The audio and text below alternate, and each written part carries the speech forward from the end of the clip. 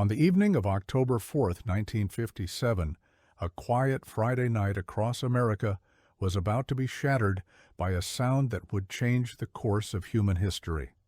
At 7:28 p.m. Eastern Time, families were settling in for dinner. Children were finishing their homework. Somewhere in a small office at the Pentagon, a radio operator adjusted his dial, listening to the usual static of the night sky. And then he heard it, a steady, rhythmic beeping. Beep, beep, beep. Every 0. 3 seconds, like a mechanical heartbeat from the heavens. At first, he thought it was interference, perhaps a malfunction in the equipment. But as the minutes passed and the signal grew stronger, a cold realization began to dawn. This was no glitch. This was something transmitting from above, from space. And it wasn't American. 7,000 miles away, in the remote steppes of Kazakhstan, Soviet engineers were celebrating. They had just achieved the impossible. They had launched a polished metal sphere, barely larger than a beach ball, into orbit around the Earth. They called it Sputnik, which translates to traveling companion or fellow traveler. The Soviets had beaten the United States into space, and that simple beeping sound would send shock waves through the corridors of power in Washington, triggering a crisis of confidence that would reshape American society for generations to come. Before we dive deeper into this incredible story, if you're enjoying this content and want to see more historical deep dives like this one, take a second to hit that like button and subscribe to the channel. Your support helps us bring you more stories like this. Now, let's continue. To truly understand why a small metal ball circling the Earth caused such panic in the United States, we need to step back and examine the world as it existed in the autumn of 1957. The Cold War was at its height.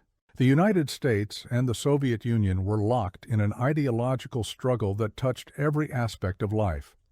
Both superpowers possessed nuclear weapons capable of devastating entire cities.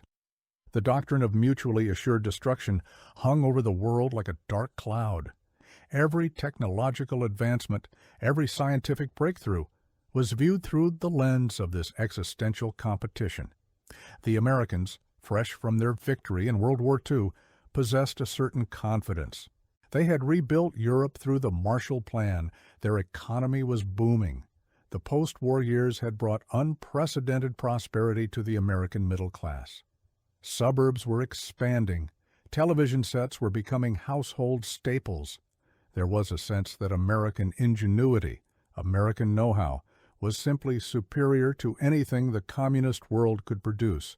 After all, hadn't America developed the atomic weapon first? Hadn't American industry outproduced the Axis powers? This confidence extended to the realm of science and technology. When President Eisenhower announced in 1955 that the United States would launch an artificial satellite during the International Geophysical Year of 1957-1958, it was met with quiet assurance. Of course, America would be first into space. The Soviets, with their backwards peasant economy, could never match American technical prowess. This assumption was about to be proven catastrophically wrong. The Soviet Union's path to Sputnik began years earlier, driven by one man's obsession with rocketry. Sergei Korolev was a brilliant engineer who had survived the brutal purges of Stalin's regime. He had been sent to the Gulag, where he nearly perished from the harsh conditions. Yet his genius was too valuable to waste, and he was eventually released to work on the Soviet rocket program. Korolev became the chief designer of the Soviet space program, though his identity was kept so secret that even his own mother didn't know what he did for a living.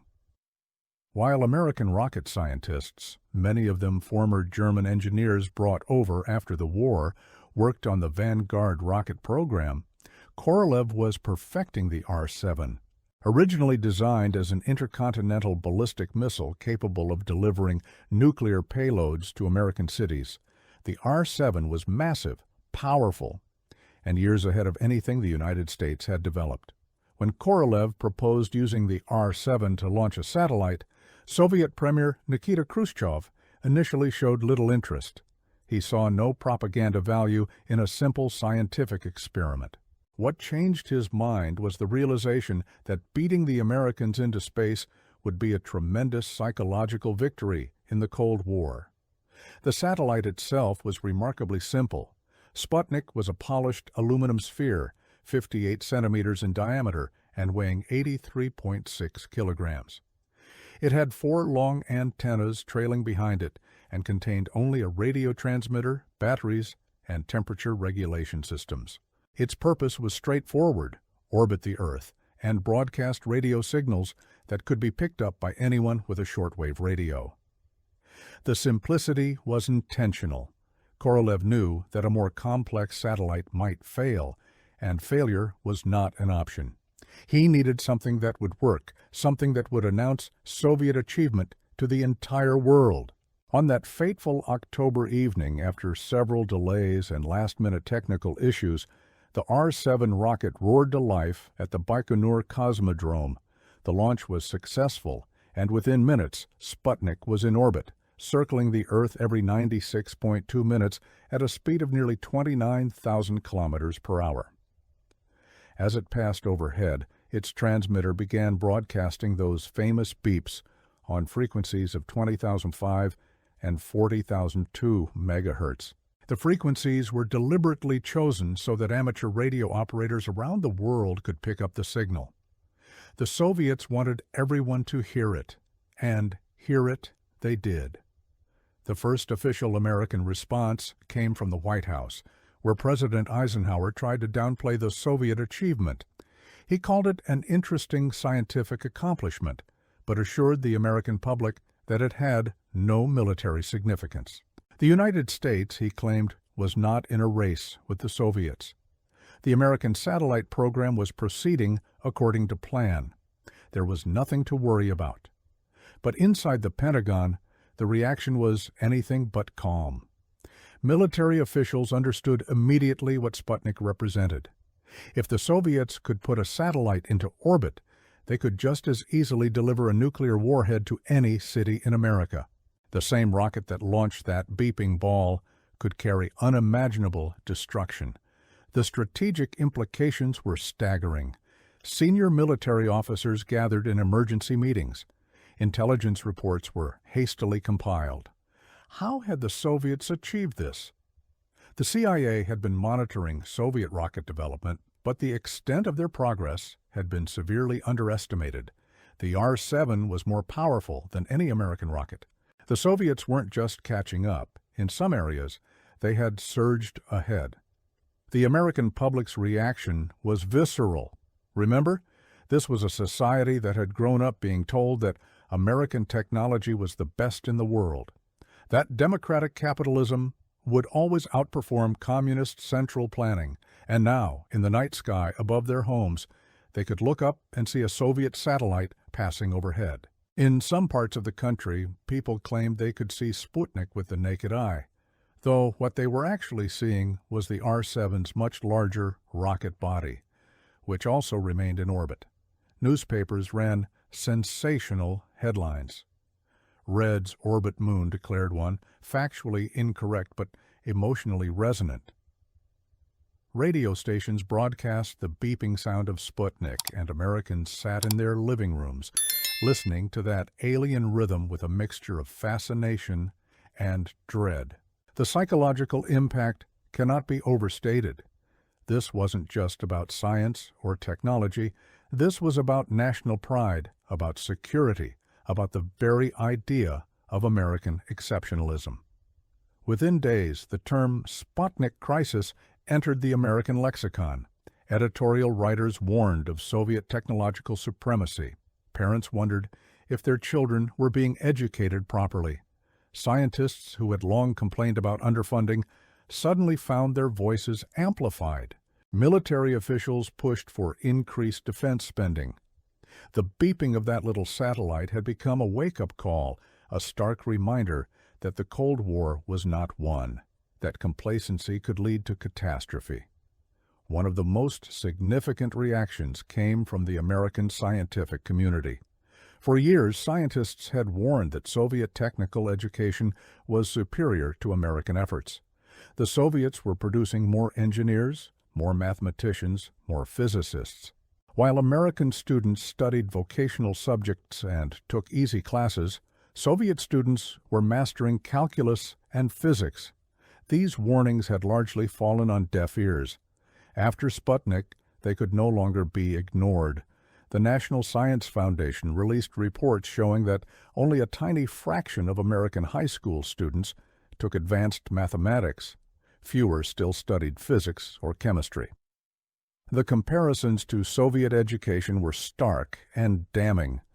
If the Soviets could launch a satellite, what else could they do?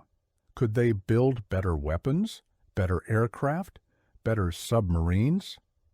The questions multiplied, and the answers were far from reassuring. Senator Lyndon B. Johnson, who would later become president, chaired hearings on the American space program. His investigation revealed a troubling picture. The United States had multiple competing rocket programs, each run by different agencies with overlapping responsibilities and bureaucratic infighting. The Army, Navy, and Air Force all had their own missile programs. There was no central coordination, no unified vision. While the Americans bickered over funding and jurisdiction, the Soviets, under Korolev's single-minded leadership, had focused their efforts and succeeded. Johnson understood the political implications. He saw Sputnik not just as a technological failure, but as a failure of leadership. In dramatic testimony before Congress, he warned that the United States was falling behind in the most important race in human history. The Romans had conquered the known world, he argued. The British had ruled the seas. And now, whoever controlled space would control the future of mankind. His words resonated with a frightened public. But the crisis deepened before it improved. On November 3, 1957, less than a month after Sputnik, the Soviets launched Sputnik 2. This time, the satellite was far more ambitious. It weighed over 500 kilograms, dwarfing the first Sputnik, and it carried a passenger, a dog named Laika. The Soviets had put a living creature into orbit around the Earth. The American reaction was a mixture of horror and amazement. Laika became an international celebrity, though the true fate of the dog was kept secret by Soviet authorities. They claimed she lived comfortably in orbit for several days before being peacefully euthanized. In reality, Laika passed away from overheating just hours after launch, a victim of inadequate thermal control systems. But at the time, the world saw only Soviet success piling upon Soviet success. The pressure on the American space program became immense. The Vanguard rocket, America's hope for satellite launch, was rushed through testing. On December 6, 1957, with the entire nation watching on live television, the Vanguard lifted off from Cape Canaveral. It rose about a meter off the launch pad before catastrophically failing. The rocket collapsed in a fireball of exploding fuel. The tiny satellite it carried was thrown clear and found in the bushes nearby, its transmitter still weakly beeping. The failure was broadcast to the world. International newspapers mocked the United States mercilessly. They called it Flopnik, Kaputnik, and Stay Putnik. The Soviet representative to the United Nations sarcastically offered American technical assistance from the Soviet program for developing nations. The humiliation was complete. Inside the Eisenhower administration, there was soul-searching and finger-pointing. How had this happened? How had America, the world's greatest industrial power, been beaten so decisively? The answers were complex and uncomfortable. Overconfidence had led to complacency. Bureaucratic infighting had led to waste and duplication. Racial segregation and social inequality had left millions of potential scientists and engineers without access to quality education.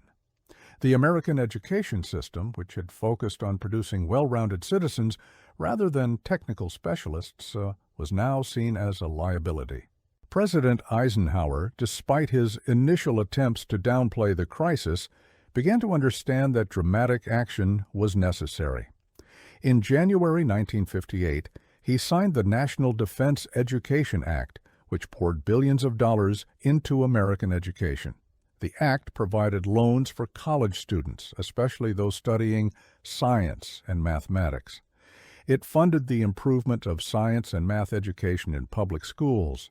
It supported the development of new educational materials and the training of teachers.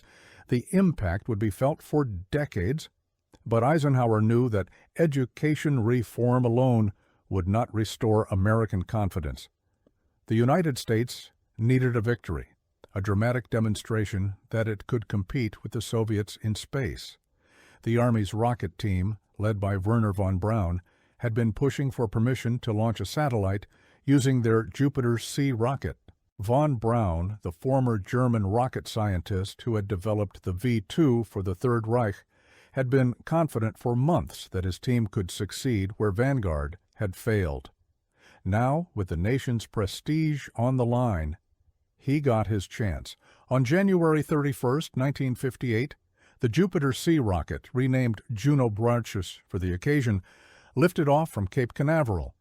Atop it sat Explorer 1, America's first satellite. The launch was successful. Explorer 1 entered orbit, and the United States had finally joined the space age. The American public celebrated, but the victory was bittersweet. Explorer 1 was significantly smaller than either of the Sputniks. It weighed only 14 kilograms compared to Sputnik's 83 and Sputnik 2's 500. The Soviets still held the advantage in rocket power, in payload capacity, in proven space capability. More importantly, the psychological damage had been done. The myth of American technological invincibility had been shattered. The longer-term responses to Sputnik would reshape American society in profound ways. In July 1958, Eisenhower signed the National Aeronautics and Space Act, creating NASA. This new civilian agency would coordinate American space efforts, bringing together the scattered programs of the military services under one roof. The goal was clear: catch up to and eventually surpass the Soviets in space exploration. Around the same time, the Defense Department created the Advanced Research Projects Agency, later known as DARPA. This agency was specifically tasked with ensuring that the United States would never again be surprised by technological advances from adversaries. DARPA would go on to fund countless innovations, including the early research that led to the Internet. The impact on American education was perhaps the most lasting legacy of the Sputnik crisis. Science and mathematics suddenly became national priorities. Schools revamped their curricula.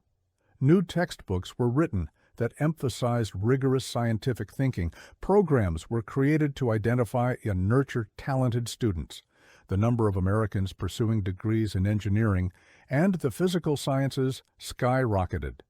A generation of students who might have become lawyers or businessmen instead became engineers, physicists, and computer scientists. The space race that Sputnik initiated became a defining feature of the next decade. Each Soviet success was met with increased American determination.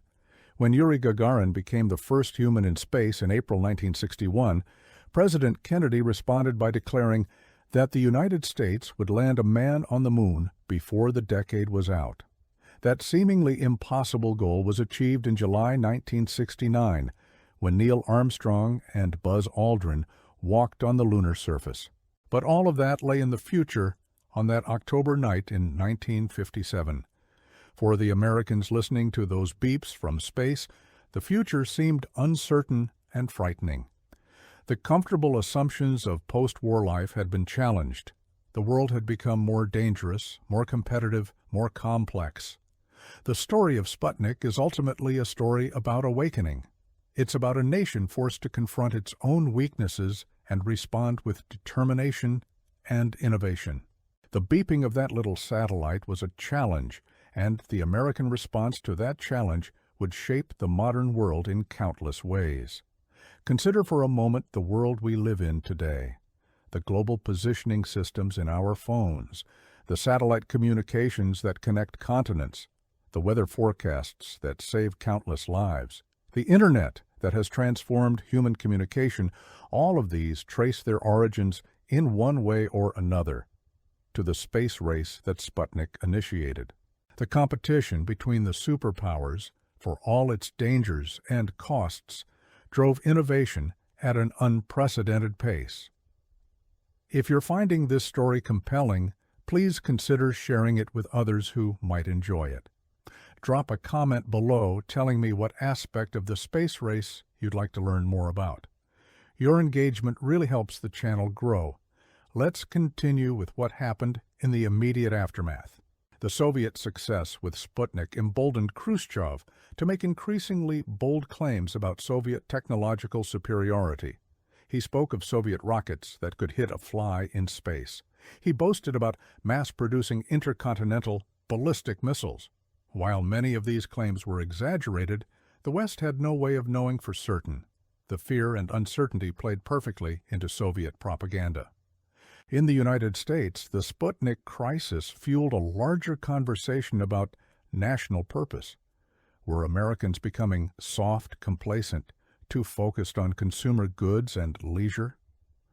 The stereotype of the conformist 1950s of identical suburban houses and organization men suddenly seemed like a weakness rather than a strength. Critics argued that America needed to rediscover its pioneering spirit, its willingness to take risks and push boundaries. This soul-searching manifested in various ways. There was increased interest in physical fitness, partly driven by concerns that American children were less healthy than their Soviet counterparts. President Kennedy would later establish the Presidential Fitness Program, encouraging schools to emphasize physical education. There was renewed interest in classical music and high culture, as Americans wondered if their popular entertainment was dumbing down the nation. The National Defense Education Act specifically included funding for foreign language instruction, seen as crucial for competing in an international arena. The military implications of Sputnik continued to reverberate. The United States accelerated its own missile programs. The Atlas and Titan intercontinental ballistic missiles were rushed through development. The Navy pushed forward with the Polaris submarine-launched ballistic missile, which could strike the Soviet Union from hidden positions in the ocean. The concept of the nuclear triad, land-based missiles, submarine-launched missiles, and bomber aircraft, became central to American defense strategy. At the same time, Sputnik highlighted the dangers of the arms race. If both superpowers could strike anywhere on Earth within minutes, the margin for error in any crisis became razor-thin.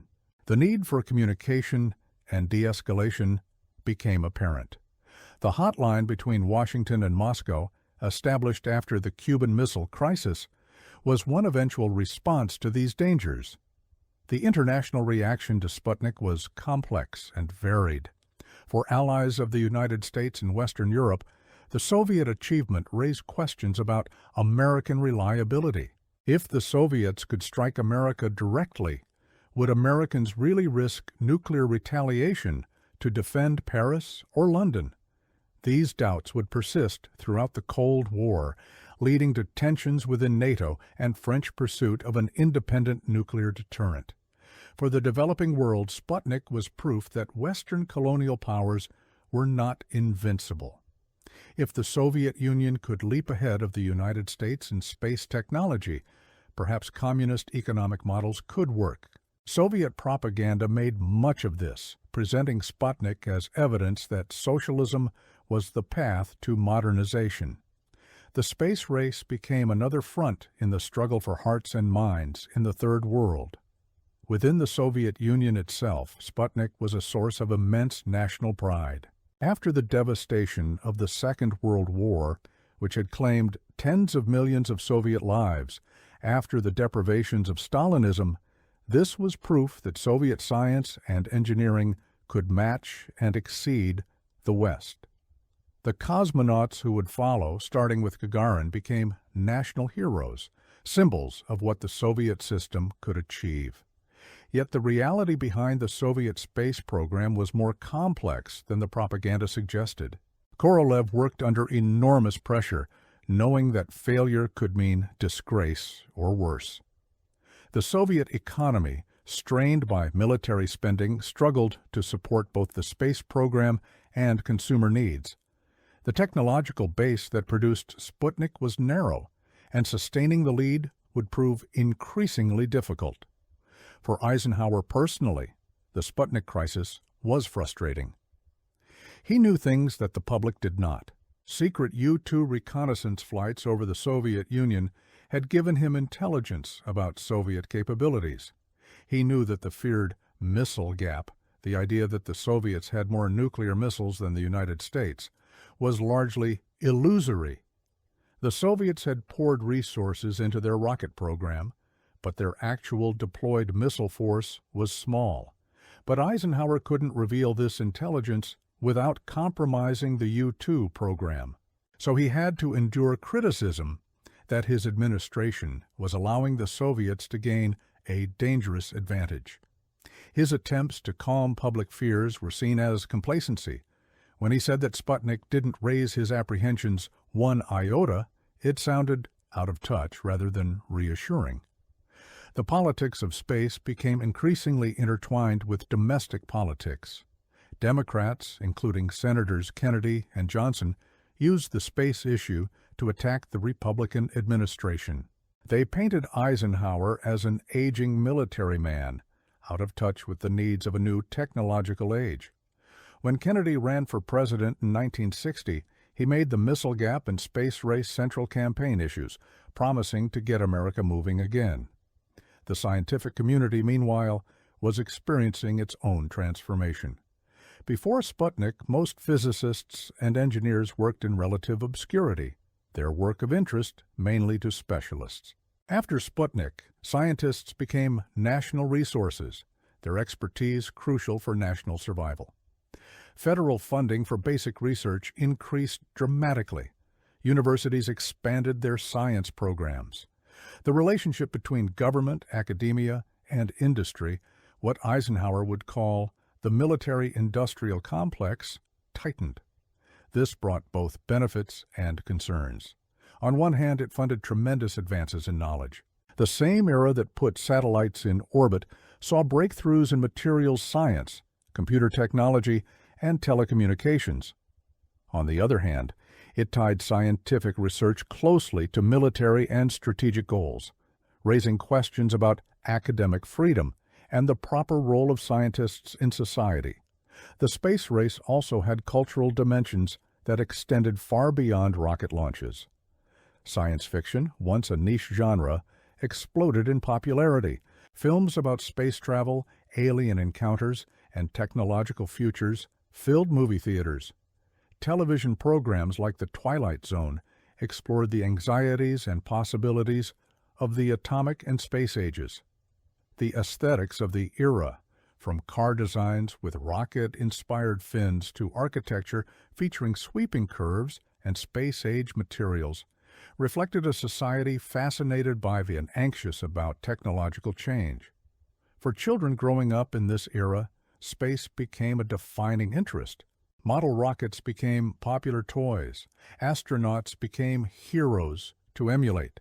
The idea of exploring the cosmos captured young imaginations in ways that would shape their career choices and worldviews. Many of the engineers and scientists who would later work on the Apollo program, on the space shuttle, on robotic missions to Mars and beyond, were inspired by those early days of the space age. The technological spin-offs from the space race touched everyday life in countless ways. Materials developed for spacecraft found their way into consumer products. Miniaturization required for space electronics drove advances in computing. Techniques for monitoring astronaut health led to medical innovations. The list goes on, from water purification systems to improved insulation to advanced telecommunications. But perhaps the most profound impact was psychological and philosophical.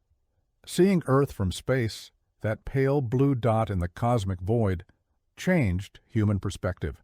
The famous Earthrise photograph taken by Apollo astronauts showing our planet rising above the lunar horizon became an iconic image that fueled environmental consciousness. If we could see Earth as a whole, fragile, and alone in space, perhaps we could appreciate our shared humanity and common fate. The Sputnik moment also represented something important about how societies respond to challenges. The American response, with all its flaws and excesses, demonstrated the capacity for rapid mobilization when a threat is clearly perceived. Within a decade of Sputnik's launch, humans walked on the moon. The same society that had been shocked by a beeping satellite in 1957 had achieved the seemingly impossible. As the years passed, the initial shock of Sputnik faded, but its effects endured.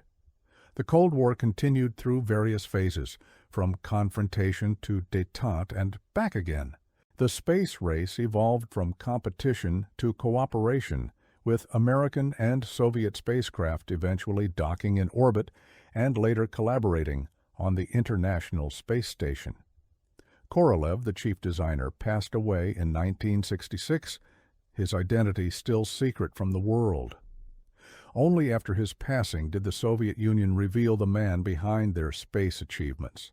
He never saw humans land on the moon, though his early rockets had made that achievement possible.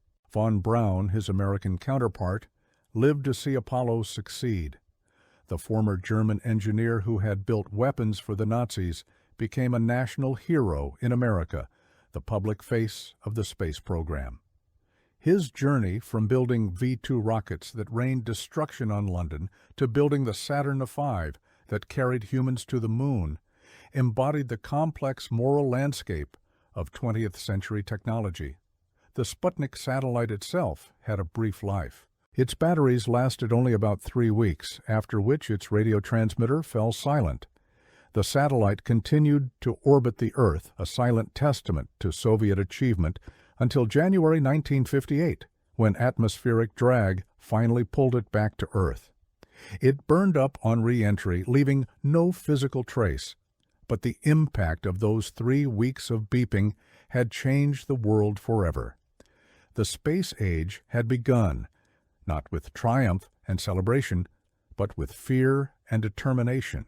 The United States had been shaken from complacency, forced to examine its assumptions and invest in its future. The world had become smaller and larger at the same time as humans began to venture beyond their home planet while also recognizing how interconnected their global society had become. Today, as we look up at a night sky filled with satellites, as we use technologies that trace their origins to that competition of superpowers, it's worth remembering how it all started.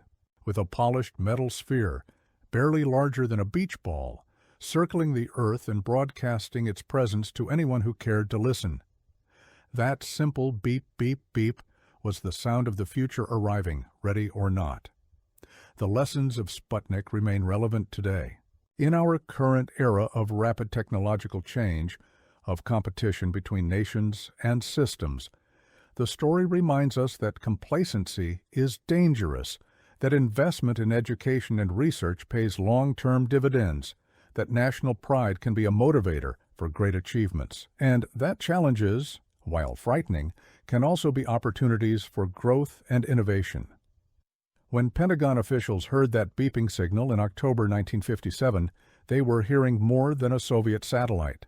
They were hearing a wake-up call, a challenge to everything they thought they knew about the world and their place in it.